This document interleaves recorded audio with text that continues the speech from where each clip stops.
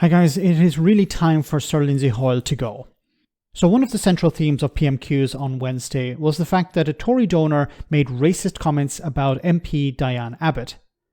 Now most reasonable people would have thought that if the Member of Parliament in question had tried to get the attention of the Speaker, she would have been given the courtesy to ask a question. That didn't happen. The excuse given by the Speaker and his office was procedure. But we all know that there's a problem with that. I also think there's danger for the Speaker today, who's not in a very good place with many people in the Labour Party, having failed to call Diane Abbott, the woman at the centre of this row, of course, who we watched stand up repeatedly trying to catch it's called bobbing, and they try and catch the Speaker's eye during Prime Minister's questions.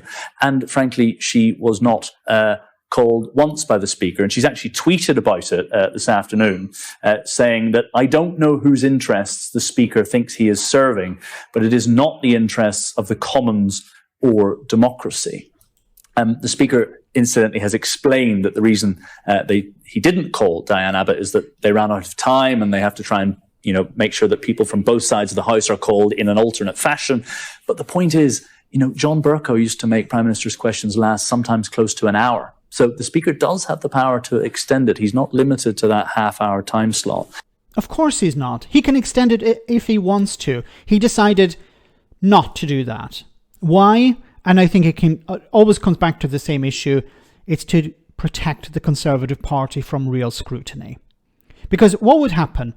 Diane Abbott stands up. Diane Abbott accuses the Prime Minister of taking money from a racist. Are you going to give that money back? And he would be in a bit of a spot there because he can sort of deflect if it's somebody who's not Diane Abbott.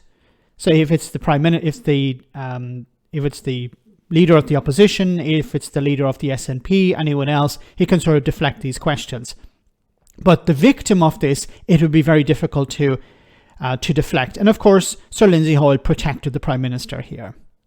Could have easily added her at the end. There were questions. There was a question about rugby, and there was a question about World War II.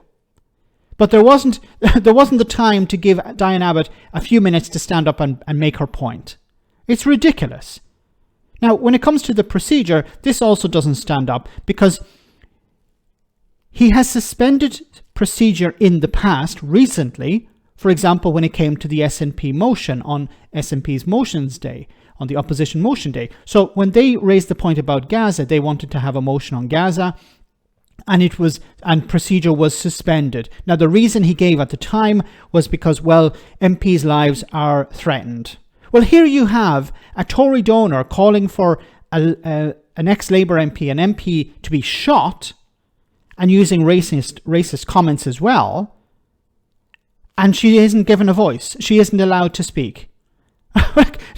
How can you suspend procedure and use the excuse, people's lives could be in danger, and then when somebody's life is potentially in danger, you say, I'm not actually going to allow them to speak. I'm going to allow a question on rugby, and I'm going to allow a question on World War II.